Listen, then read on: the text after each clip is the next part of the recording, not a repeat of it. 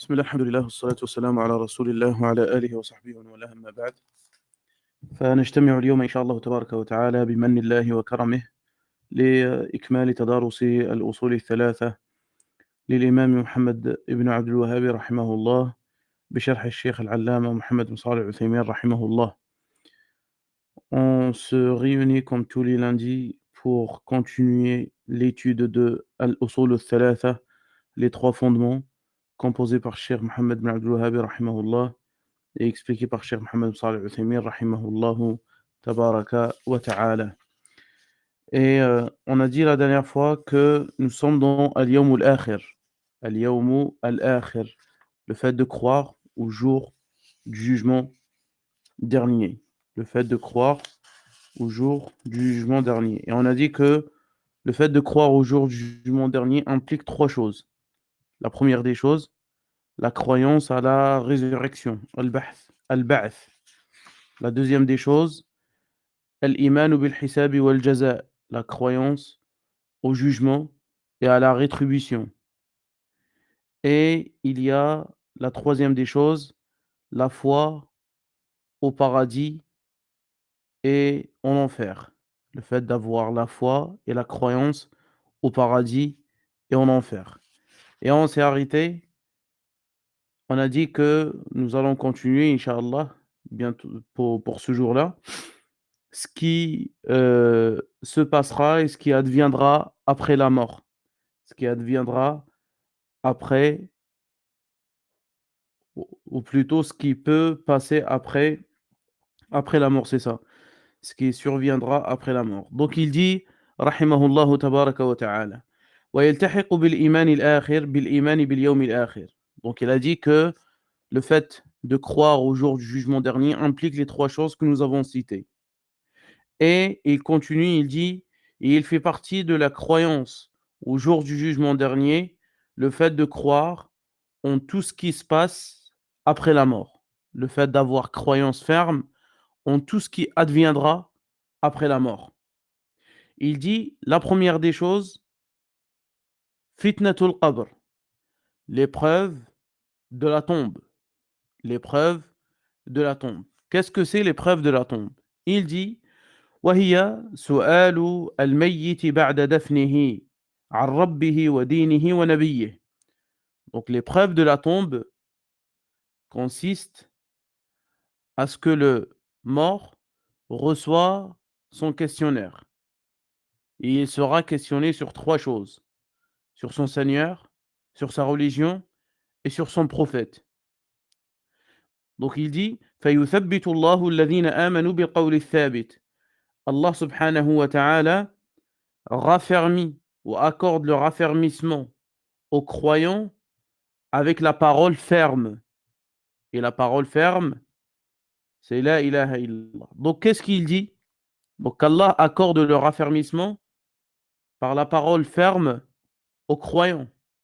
Lorsqu'il reçoit les deux anges qui lui questionnent au sujet de ce que nous avons dit, les trois questions. Qui est ton Seigneur? Quelle est ta religion? Et qui est ton prophète? Donc il dira, Rabbi Allah, mon Seigneur est Allah. Ma religion est l'islam. Et mon prophète est Muhammad sallallahu alayhi wa sallam. Et il dit, وَيُضِلُّ اللَّهُ الظَّالِمِينَ. Et Allah égarera les injustes et les mécréants. Le mécréant dira, lorsqu'il reçoit ces questions-là, je ne sais pas, la adri. Donc, la adri, sami'tu an-nasa yaquluna shay'an faqultuh. Donc l'injuste, celui dont l'injustice est majeure, le mécréant, l'hypocrite, il dira, je ne sais pas, je ne fais que imiter les gens dans leurs propos. Je ne fais que imiter les gens dans leurs propos. Donc, c'est ça ce qui se passe après. Donc, on a dit que la foi au jour du jugement implique les trois choses: à la rétribution et au jugement, le fait de croire au paradis et en enfer, et le fait de croire et le fait de croire à la résurrection. Et ce qui peut se rajouter, c'est donc ce qui il fait partie de cette croyance également, c'est le fait de croire à ce qui adviendra après la mort. Et on a dit la première, fitnatul qabr, l'épreuve de la tombe. Il dit, adhabul qabri wa na'imuh. Le châtiment, il faut croire aussi qu'il y a un châtiment pour les mécréants et les injustes et qu'il y a un délice pour les croyants et les gens sauvés. Il dit فَيَكُونُ الْعَذَابُ لِلظَّالِمِينَ مِنَ الْمُنَافِقِينَ وَالْكَافِرِينَ. Donc il y aura du châtiment pour les injustes parmi les hypocrites et les mécréants. Allah nous dit النار يعرضون عليها غدوا وعشيا ويوم تقوم الساعة أدخلوا آل فرعون أشد العذاب. Allah nous dit dans le sens du verset, le feu auquel sont exposés matin et soir, et le jour où l'heure arrivera, on leur dira, faites entrer les gens de Pharaon le châtiment le plus dur. Rappelez bien de ce verset, parce que ce verset refute ceux qui ne croient pas au châtiment de la tombe. Ceux qui ne croient pas au châtiment de la tombe. Donc il y a des personnes qui ne croient pas au châtiment de la tombe. Donc regardez dans ce verset, Allah nous dit le feu auquel sont exposés les gens de Pharaon. Donc tout le temps, même quand ils sont dans leur tombe, ils sont exposés à ce feu. Qu'est-ce qui prouve qu'ils sont exposés à ce feu-là? C'est le reste de verset, qu'est-ce qu'il dit? Et le jour où l'heure arrivera, faites entrer, on dira, faites entrer les gens de Pharaon le châtiment le plus douloureux. Et dans Sahih Muslim, d'après Zayd ibn Thabit radiyallahu anhu, que le prophète sallallahu alayhi wa sallam a dit فلولا أن لا تدافنوا فلولا أن لا تدافنوا لدعوت الله أن يسمعكم من عذاب القبر الذي أسمع منه. Le prophète sallallahu alayhi wa sallam nous dit si je craignais que cela vous pousse à délaisser l'enterrement des morts, j'aurais invoqué Allah subhanahu wa ta'ala pour qu'il vous fasse écouter le châtiment de la tombe que j'entends moi-même. Donc c'est un hadith qui est rapporté dans Sahih Muslim qui prouve que le châtiment existe bel et bien. Donc qu'est-ce qu'il dit? Si je craignais que cela vous pousse à délaisser l'enterrement des morts, j'aurais invoqué Allah pour qu'il vous fasse écouter le châtiment de la tombe que j'entends moi-même. Et il continue sallallahu alayhi wa sallam, il disait aux compagnons radiyallahu anhum wa ardahum ta'awwadhu billahi min adhabin nar. Donc il disait à la suite de ce hadith aux compagnons, cherchez refuge auprès d'Allah contre le feu de l'enfer, le châtiment de l'enfer. Ils ont dit, nous cherchons refuge auprès d'Allah contre le feu de l'enfer. Il dit, cherchez refuge auprès d'Allah contre le châtiment de la tombe. Ils ont dit, nous cherchons refuge auprès d'Allah contre le châtiment de la tombe. Il dit, cherchez refuge auprès d'Allah contre les troubles et les tentations apparents ou cachés. Ils ont dit, nous cherchons refuge auprès d'Allah contre les troubles apparents ou cachés. Il dit, cherchez refuge auprès d'Allah contre l'épreuve de Dajjal. Ils ont dit, nous cherchons refuge auprès d'Allah contre l'épreuve de Dajjal. Donc c'est ça le hadith qui prouve que le châtiment de la tombe existe, qu'Allah nous en préserve. وَأَمَّا نَعِيمُ الْقَبْرِ فَلِلْمُؤْمِنِينَ الصَّادِقِينَ. Quant au délice qui se trouve dans la tombe, sera pour les croyants et les véridiques. Allah nous dit, dans le sens du verset, إِنَّ الَّذِينَ قَالُوا رَبُّنَا اللَّهُ ثُمَّ اسْتَقَامُوا تَتَنَزَّلُ عَلَيْهِمُ الْمَلَائِكَةُ أَلَّا تَخَافُوا وَلَا تَحْزَنُوا وَأَبْشِرُوا بِالْجَنَّةِ الَّتِي كُنْتُمْ تُوعَدُونَ. Allah nous dit dans le sens du verset, ceux qui disent notre Seigneur est Allah, ensuite ils se tiennent dans le droit chemin, les anges descendent sur eux et leur disent, n'ayez pas peur et ne soyez pas affligés et recevez la bonne nouvelle du paradis qui vous a été promis. Donc voici le verset qui montre qu'il existe de d'avoir ou qu'il existe le châtiment, plutôt le châtiment et le délice dans la tombe. Et d'après le Bara ibn Azib radiyallahu anhu, que le prophète sallallahu alayhi wa sallam a dit au sujet du croyant, au sujet du croyant, إذا أجاب الملكين في قبره. Donc c'est un hadith bien long dans lequel le prophète sallallahu alayhi wa sallam nous dit au sujet de, il nous fait part du croyant qui, qui répond aux deux anges. Donc il dit dans ce hadith, Yunadi munadi min as-sama'i an sadaqa abdi. Donc lorsqu'il répond le croyant favorablement par les bonnes réponses, alors une voix appellera du ciel et dira Sadaqa abdi, mon serviteur a dit vrai. Fa'afrishuhu min al-jannah, préparez-lui un lit du paradis. Wa albisuhu min al-jannah, et des vêtements du paradis. Waftahu lahu baban ila al-jannah, et ouvrez-lui une porte donnant au paradis. Il nous dit le prophète sallallahu alayhi wa sallam, فَيَأْتِيهِ مِنْ رُوحِهَا وَطَيْبِهَا, l'odeur apaisante et le parfum du paradis lui parviendront. Et il dit, وَيُفْسَحُ لَهُ, ils lui parviendront dans la tombe, il est toujours dans la tombe. Et il dit, وَيُفْسَحُ لَهُ فِي قَبْرِهِ مَدَّ بَصَرِهِ, et sa tombe lui sera élargie aussi loin que son regard. Donc c'est un hadith bien authentique qui nous montre que le châtiment, ou plutôt le délice pour le croyant, existe. Après il dit وَلِلْإِيمَانِ بِالْيَوْمِ الْآخِرِ ثَمَرَاتٌ جَلِيلَةٌ, la foi au jour du jugement dernier engendre des choses bénéfiques.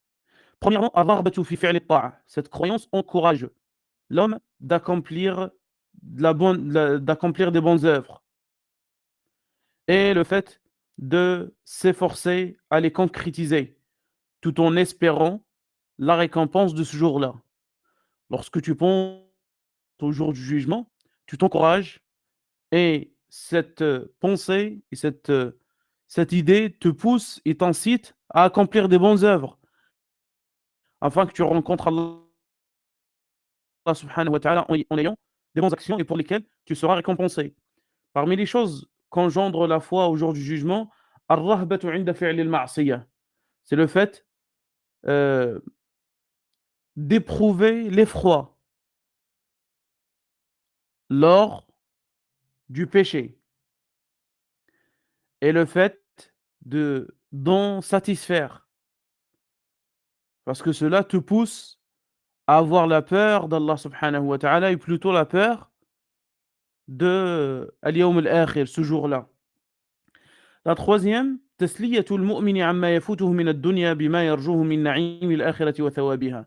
Une consolation, cette croyance, ça veut dire au jour du jugement dernier, est une sorte de consolation pour le croyant en ce qui concerne tout ce qu'il a manqué, tout ce qu'il a raté de cette vie d'ici-bas.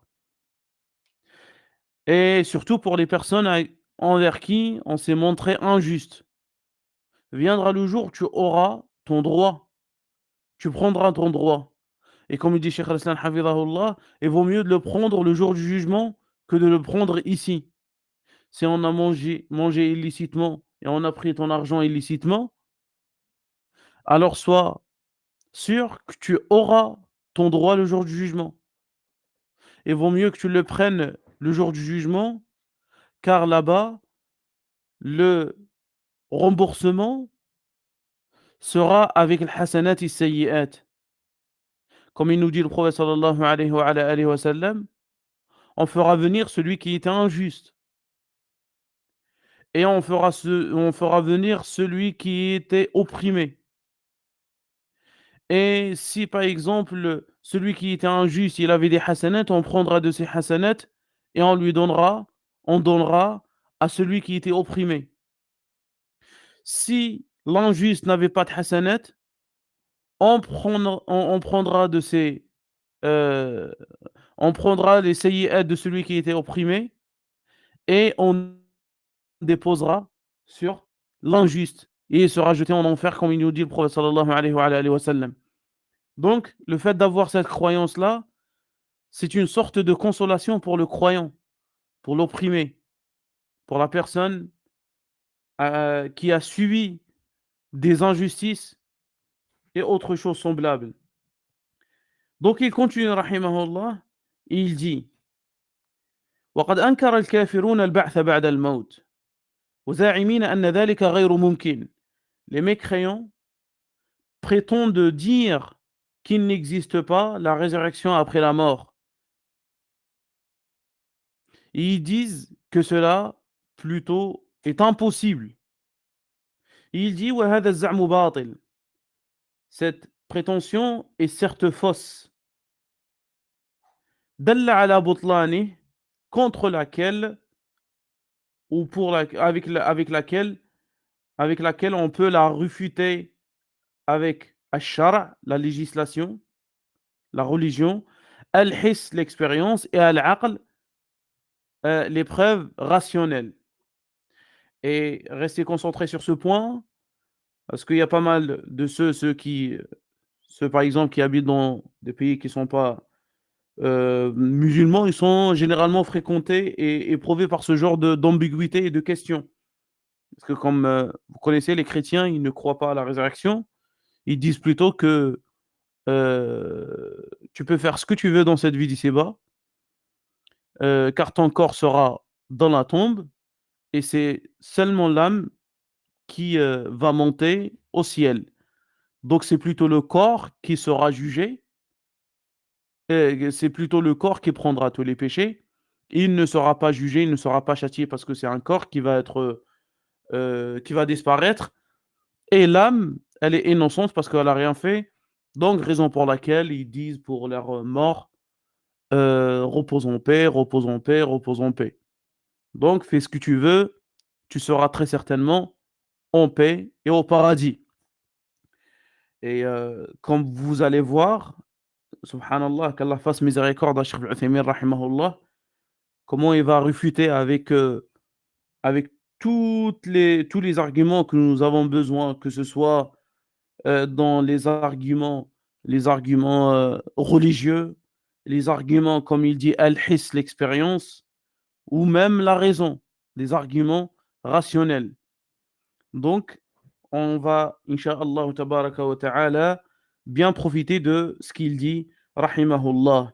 Il dit, amma shara'. Donc là, son attitude et sa méthode, rahimahullah, c'est qu'il va refuter ces ambiguïtés comme nous avons pris comme habitude par ash-shara', la religion, les preuves religieuses, et après on a al-his. Donc si la personne ne croit pas encore aux preuves religieuses, il y a ce qu'on appelle al-his, l'expérience. Ça veut dire les choses qui sont concrètes, qu'on vit. Si la personne persiste toujours, il y a al-aql. Donc là, il va nous, il va prouver avec tous ces sortes de preuves qui ne nous laisseront à celui qui ne croit pas aucune excuse. Il dit amma shara'. Quant à la religion, comment prouver, la résurrection après la mort avec la religion? Il dit, Allah subhanahu wa ta'ala nous dit dans sourate At-Taghabun, verset 7, زعم الذين كفروا أن لن يبعثوا قل بلى وربي لتبعثن ثم لتنبؤن بما عملتم وذلك على الله يسير.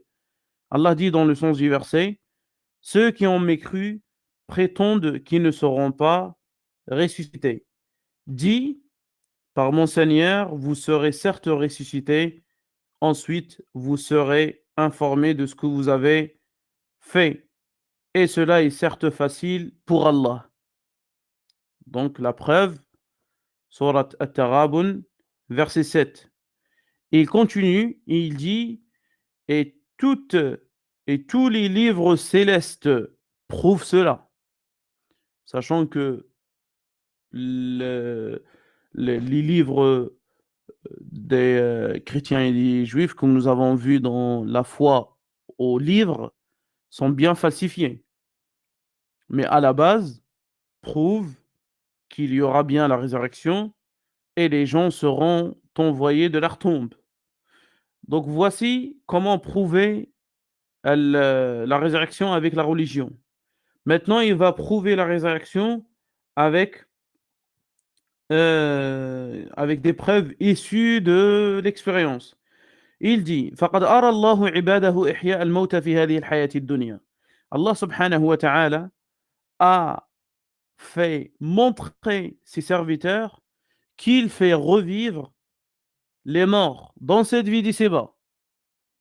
Dans Surat al-Baqarah, il y a 5 preuves et 5 exemples, 5 histoires qui montrent qu'Allah a fait revivre dans cette vie d'ici-bas des personnes qui sont décédées.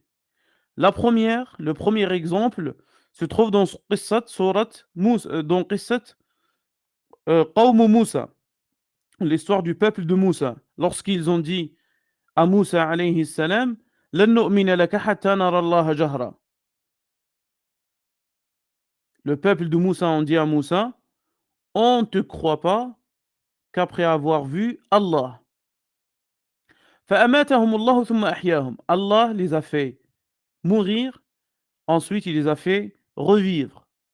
Donc Allah nous dit dans Surat al-Baqarah, verset 55-56, وإذ قلتم يا موسى لن نؤمن لك حتى نرى الله جهرا فأخذتكم الصاعقة وأنتم تنظرون ثم بعثناكم من بعد موتكم لعلكم تشكرون. Donc Allah nous dit, alors que, et lorsque vous dites, ô Moussa, on ne te croit pas qu'après avoir vu Allah. Alors que la foudre vous saisit, alors que vous regardiez. Ensuite, on vous a ressuscité après votre mort, afin que vous soyez reconnaissants. Ça, c'est le premier exemple. Donc ça, c'est les preuves issues de l'expérience, ce qui a été vécu. Deuxième exemple, قصة القتيل الذي اختصم فيه بنو إسرائيل فأمرهم الله تعالى أن يذبحوا بقرة فيضربوه ببعضها ليخبرهم بمن قتله. Donc, l'histoire de la personne qui a été tuée, qui faisait partie de la famille de Bani Israël.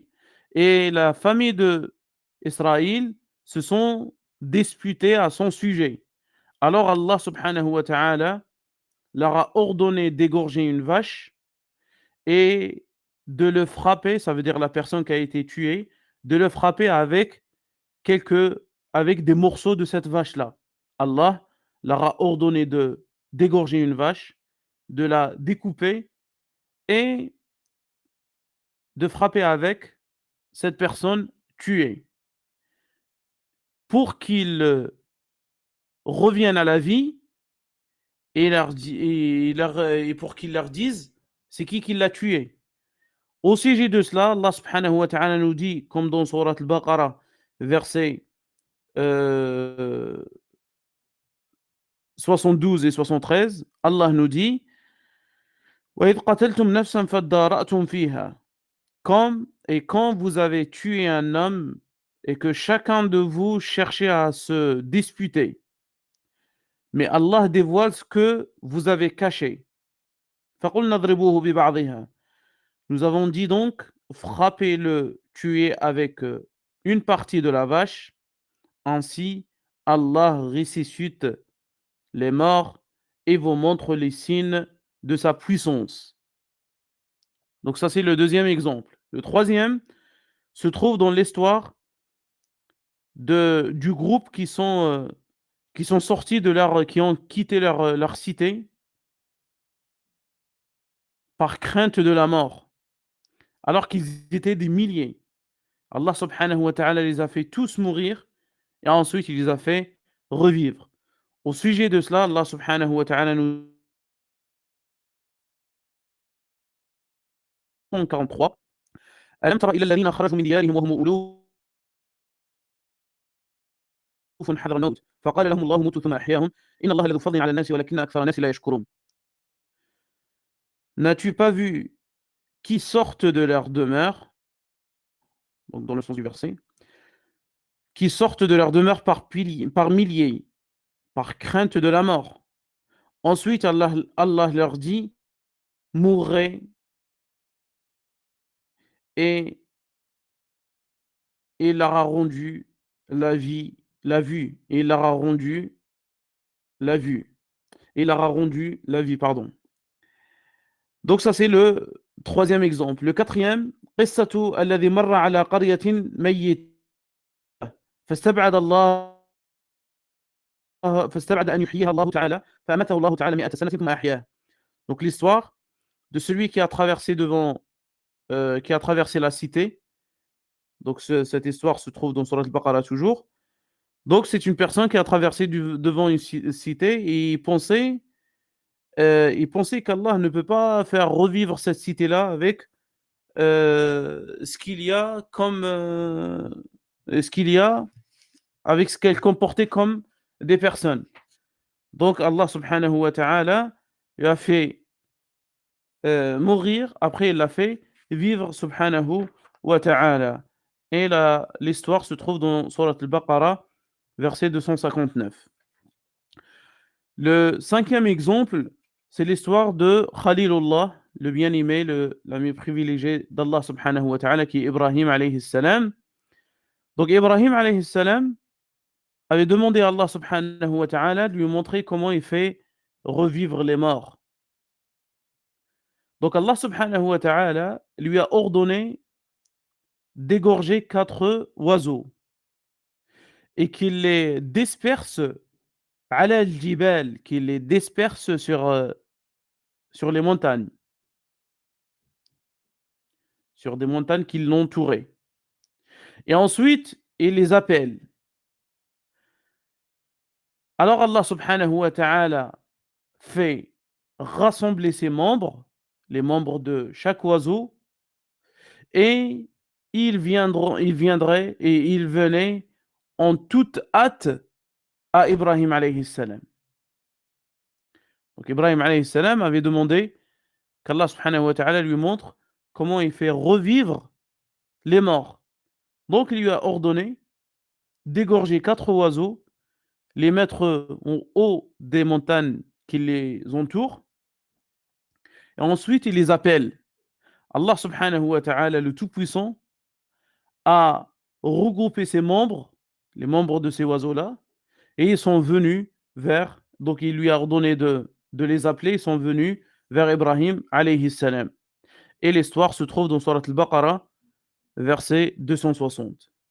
Donc il dit, Cheikh Ibn Uthaymin rahimahullah, après avoir cité ces 5 exemples issus des preuves des preuves de l'expérience, il dit فهذه أمثلة حسية واقعية. Ce sont des preuves concrètes et réelles qui prouvent qu'Allah subhanahu wa ta'ala ressuscite les morts. Et nous avons aussi parlé de ça lorsqu'on a parlé sur le point de la croyance aux prophètes. On a donné l'exemple, on a cité l'exemple de Isa alayhi salam, quand Allah subhanahu wa ta'ala lui a donné la possibilité de refaire vivre les morts et les faire ressortir de la tombe avec la permission d'Allah subhanahu wa ta'ala. Donc voici les preuves qui sont issues de l'expérience, de ce qui a été vécu, ce qui a été vu. Maintenant, il va prouver qu'il y a la résurrection après la mort avec des preuves rationnelles. Il dit, cela se traite à travers ou sous 2 angles. Le premier, أن الله سبحانه وتعالى فاطر السماوات والأرض وما فيهما خالقهما ابتداء والقادر على الابتداء الخلق لا يعجز عن إعادته. Donc il dit qu'Allah subhanahu wa ta'ala est l'initiateur subhanahu wa ta'ala des cieux et de la terre et ce qui se trouve. C'est lui qui les a créés subhanahu wa ta'ala est celui, donc c'est lui qui les a créés avant qu'il existait. Il est tout capable, subhanahu wa ta'ala, de les recréer, subhanahu wa ta'ala. Et rien ne repousse la capacité d'Allah, subhanahu wa ta'ala. Allah, subhanahu wa ta'ala, nous dit à ce sujet, وَهُوَ الَّذِي يَبْدَأُ الْخَلْقَ ثُمَّ يُعِيدُهُ وَهُوَ أَهْوَنُ عَلَيْهِ. Et c'est lui qui forme la création, et c'est lui qui a formé la création une première fois. Ensuite, il l'a refait, et cela lui est plus facile, subhanahu wa ta'ala. Donc, avant que les cieux et la terre existaient, c'est Allah subhanahu wa ta'ala qui les a créés. Donc, celui qui les a créés en premier, alors qu'ils n'existaient pas, peut recréer, subhanahu wa ta'ala, il peut recréer as-samawat et al-ard et tout ce qui se trouve. Et Allah subhanahu wa ta'ala dit également, tout comme nous avons commencé la première création, nous la répéterons. Nous la répéterons. وقال آمرا بالرد على من أنكر إحياء العظام وهي رميم. Donc donc Allah subhanahu wa ta'ala a ordonné le prophète sallallahu alayhi wa sallam de réfuter celui qui est venu le voir. Donc c'est un homme, il est venu voir le prophète sallallahu alayhi wa sallam. Il lui a dit, il est venu le voir portant dans sa main des os et il commençait à les effriter contre le vent. Et il disait au prophète sallallahu alayhi wa sallam, penses-tu qu'Allah va refaire vivre ces os-là? Le prophète sallallahu alayhi wa sallam lui a dit, Naam, oui, et Allah te fera mourir, et il te fera revivre, et il te fera entrer en enfer. Donc là, Allah dit à son prophète Muhammad sallallahu alayhi wa sallam de dire à celui-là, celui qui les a créés la première fois leur donnera la vie. Donc ça c'est la première façon de refuter à travers les preuves rationnelles la résurrection après la mort. La deuxième, donc lorsqu'on voit ce qui nous entoure comme plantation, comme végétation, donc qu'est-ce qu'il dit? Que la terre, on la voit, elle est aride, elle est sèche, sur laquelle ne se trouve aucun arbre, aucune végétation, aucun arbre vert. فَيُنْزِلُ عَلَيْهَا الْمَطَرِ. Et Allah fait descendre sur cette terre-là la pluie. Elle devient donc florissante et merveilleuse. فِيهَا مِنْ كُلِّ زَوْجٍ بَهِيجٍ, qui comporte toutes sortes de végétation.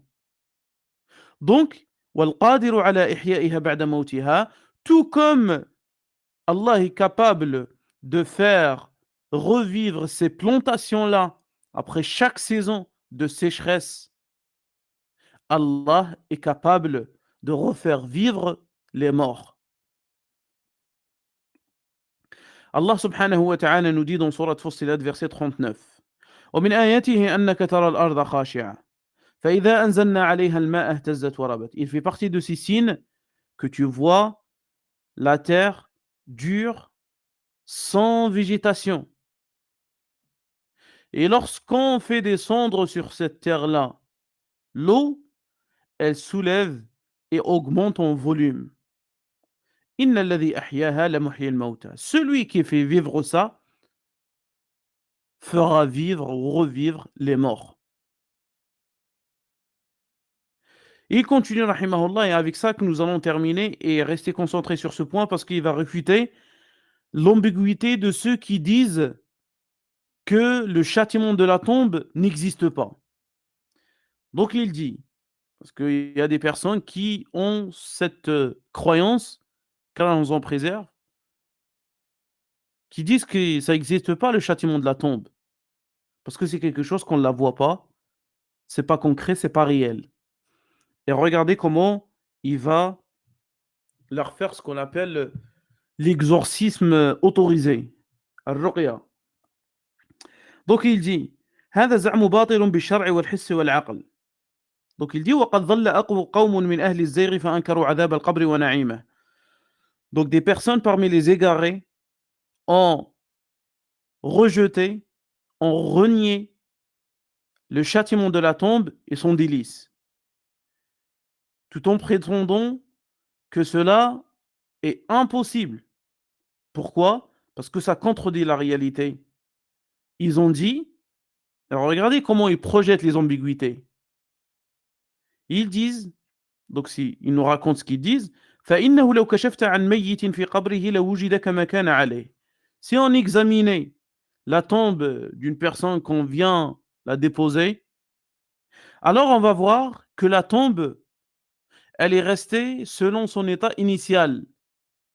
Elle ne s'est pas élargie et elle n'est pas devenue étroite. Elle est telle que nous l'avions laissée. Il dit هذا الزعم باطل بالشرع والحس والعقل. Cette parole est certes, ou cette prétention est certes réfutée, égarée. Elle est réfutée par la religion, par l'expérience et par les preuves rationnelles. Concernant les preuves de la religion, on les a citées. On les a citées. On a cité les preuves qui prouvent qu'il y a le châtiment de la tombe, il y a le délice. Maintenant, comment nous allons prouver qu'il y a le châtiment de la tombe et le délice de la tombe avec des preuves issues de l'expérience? Il dit, regardez comment il va, d'où, subhanallah, qu'Allah lui fasse miséricorde, rahimahullah wa rahmatan wasi'a. Il est fort en argumentation, rahimahullah. Il dit, amma al-hiss, quant aux preuves issues de l'expérience. فإن النائم يرى في منامه أنه كان في مكان فسيح بهيج يتنعم فيه. Que celui qui est endormi, il voit dans son rêve, dans son sommeil, qu'il peut se trouver dans un endroit spacieux, beau et qui est délecte. Il profite de cet endroit qui est beau, spacieux, et peu importe. Ou il peut même se trouver dans son rêve, il peut même il peut même voir dans son rêve qu'il se trouvait dans un endroit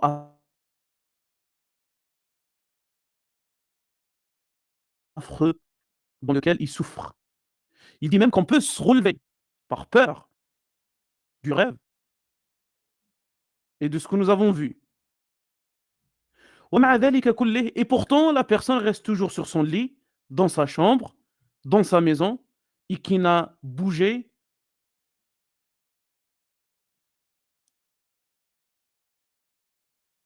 et qui n'a même pas bougé. Il dit وَالنَّوْمُ أَخُو الْمَوْتِ. Et le sommeil est le frère de la mort, comme il dit le prophète sallallahu alayhi wa sallam. Raison pour laquelle Allah subhanahu wa ta'ala a désigné, a qualifié le sommeil par al-maut. Il dit dans le verset Allahu yatawaffa al-anfusa hina mawtiha wallati lam tamut fi manamiha. Allah reçoit les âmes au moment de leur mort et celles qui ne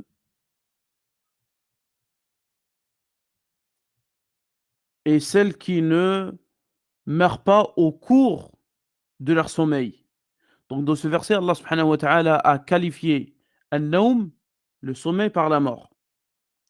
Donc ça c'est l'expérience. Ça c'est l'expérience, c'est quelque chose qu'on vit. Donc comment quelqu'un, il ne croit pas au châtiment de la tombe et son délice, il peut croire à ses rêves.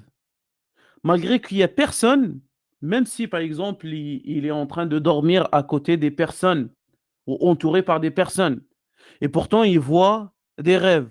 Soit il est en train de courir, soit il est en train de sauter, soit il est en train de manger, ou soit il est en train de compter son argent, ou quoi que ce soit. Mais en tout cas, il voit un rêve. Et personne ne participe à ce rêve-là. Quand il se réveille, ben, il va raconter ce rêve-là. Il va dire, j'ai vu ça, j'ai vu ça, et je crois que peut-être je vais avoir quelque chose qui va me faire plaisir. Je reste optimiste, peut-être j'obtiendrai ça ou ça. Il commence même à interpréter tout en espérant de réussir dans sa vie. Quand tu lui parles au sujet du châtiment de la tombe ou son délice, il ne le croit pas. Pourquoi? Parce que c'est pas réel. Ton rêve aussi, il n'était pas réel. Et pourtant, on le croit. Donc, qu'est-ce qu'il dit? Il continue. Amma al-aql. Donc, quant aux preuves rationnelles, il dit فإن النائم في منامه يرى الرؤيا الحقة المطابقة للواقع, que celui qui est endormi dans son rêve, il peut voir un rêve qui peut, qui peut être réel, qui peut, qui peut, il a dit al-mutabiq lil-waqi', qui peut ressembler à une situation réelle, qui peut la vivre dans la réalité. وربما رأى النبي صلى الله عليه وسلم على صفته. Il se peut que même on voit le prophète صلى الله عليه وآله وسلم dans le rêve selon la description du prophète صلى الله عليه وآله وسلم, au sujet duquel le prophète صلى الله عليه وسلم nous dit من رآني على صفته فقد رآني حقا. Celui qui m'a vu selon ma description réelle, alors il m'a réellement vu. Et pourtant, celui qui était endormi, il a vu le prophète sallallahu alayhi wa sallam, alors il reste toujours dans sa chambre, sur son lit, et éloigné de la réalité de celui qui a vu. فإن كان هذا ممكنا في أحوال الدنيا أفلا يكون ممكنا في أحوال الآخرة. Si cela est possible en ce qui concerne les choses mondaines, pourquoi ne serait-ce pas possible en ce qui concerne les choses de l'au-delà? Il continue, et nous allons bientôt terminer, Inch'Allah, il nous reste quelques lignes. وأما اعتمادهم فيما زعموه أنه لو كشف عن الميت في قبره لو وجد كما كان عليه والقبر لم يتغير بسعة ولا ضيق فجوابه من وجوه. Quant à leur parole, en ce qui concerne la largesse ou l'étroitesse de la tombe, qui n'a pas changé, alors on dit al-awwal, donc on répond avec euh, 3 ou 4 arguments. Il dit أنه لا تجوز معارضة ما جاء به الشرع بمثل هذه الشبهات الداحضة. Donc il n'est pas permis de refuter ou rejeter la religion et la législation avec ces arguments faibles. Car celui qui médite la religion, celui qui médite la législation, réellement, comme il se doit, il trouve que ces ambiguïtés sont bien infondées. Et comme il dit le poète qui est le Mutanabbi, وَكَمْ مِنْ عَائِبٍ قَوْلًا صَحِيحًا وَآفَتُهُ مِنَ الْفَهْمِ السَّقِيمِ. Comme il y a de personnes critiquent une parole juste alors que le problème vient de la mauvaise compréhension. La deuxième, أن أحوال البرزخ من أمور الغيب, en ce qui concerne le barzakh. Et le barzakh, c'est un mot qui désigne l'étape qui se trouve entre ad-dunya et al-akhira. Donc il y a ad-dunya, la vie d'ici-bas, il y a le barzakh, c'est une vie dans la tombe. Donc l'être humain a 3 vies. La vie d'ici-bas et la vie dans le barzakh, c'est une étape qui se trouve entre dunya et l'akhira, et il y a la vie de l'au-delà. Donc il dit que al-barzakh fait partie de l'inconnaissable, qu'on ne peut pas atteindre et saisir et connaître avec l'expérience. Et regardez ce qu'il dit ولو كانت تدرك بالحس لفاتت فائدة الإيمان بالغيب ولا تساوى المؤمنون بالغيب والجاحدون في التصديق بها. Car s'il s'agissait des choses palpables, alors il n'y aurait plus de mérite à croire en l'inconnaissable.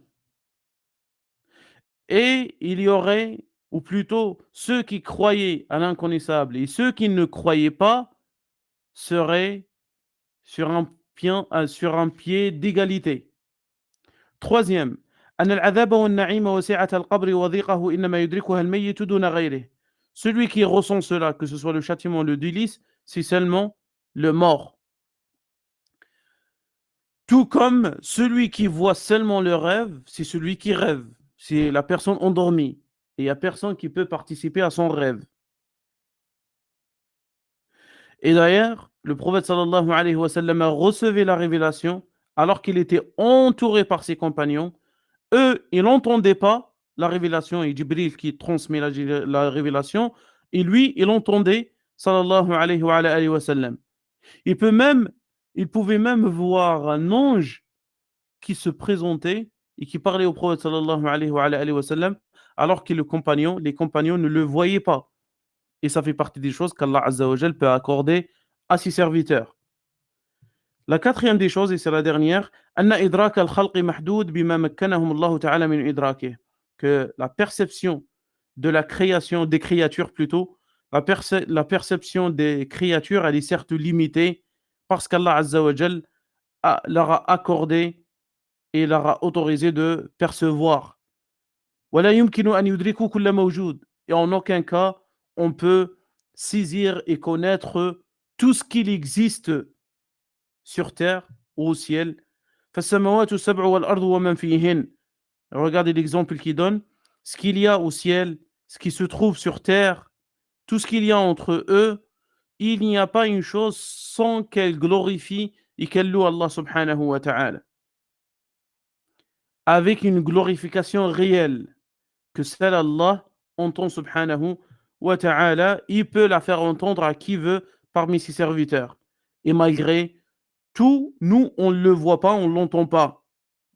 Allah Azza wa Jal dit, les sept cieux, la terre et ceux qui s'y trouvent célèbrent la gloire et il n'existe rien qui ne célèbre pas sa gloire et il n'existe rien qui ne célèbre sa gloire et ses louanges. Mais vous ne comprenez pas leur façon de le glorifier. Subhanahu wa ta'ala. Faites attention je dois souligner quelque chose. Donc, sur les photos, sur les posts ou parfois sur certaines vidéos, on voit des personnes qui, lorsqu'ils voient par exemple un arbre, visiblement pour eux, elle est penchée ou elle est inclinée. Donc, qu'est-ce qu'ils disent? Ils disent qu'elle glorifie Allah ou qu'elle fait tasbih. Donc, ça contredit réellement le verset d'Allah. Pourquoi? Parce qu'Allah Azza wa Jalla, qu'est-ce qu'il nous dit? Vous ne comprenez pas leur façon de glorifier Allah subhanahu wa ta'ala. Donc, personne ne peut déterminer si cet arbre glorifie Allah subhanahu wa ta'ala selon cette manière ou pas. Ou il entend par exemple un oiseau ou un animal qui fait un bruit, il glorifie Allah. Donc on ne sait pas. Donc on connaît certes qui glorifie Allah, mais personne ne connaît la façon avec lesquelles les façons avec lesquelles il glorifie Allah subhanahu wa ta'ala. Il continue encore, et c'est la dernière ligne, il dit وَهَكَذَا الشَّيَاطِينَ وَالْجِنَّ. C'est ainsi la réalité aussi, c'est aussi la réalité et le cas des shayatines et des djinns. Ils circulent sur terre en allant et en venant, et même les djinns ont assisté à la récitation du prophète sallallahu alayhi wa sallam. Et ils sont revenus à leur peuple ou d'autres djinns pour les appeler à la droiture. Nous, on ne les voit pas, mais eux, ils nous voient comme Allah subhanahu wa ta'ala nous dit. Donc il dit إذا كان الخلق لا يدركون كل موجود فلا يجوز أن ينكروا ما ثبت من أمور الغيب. Donc tant que les personnes ou les créatures ne peuvent en aucun cas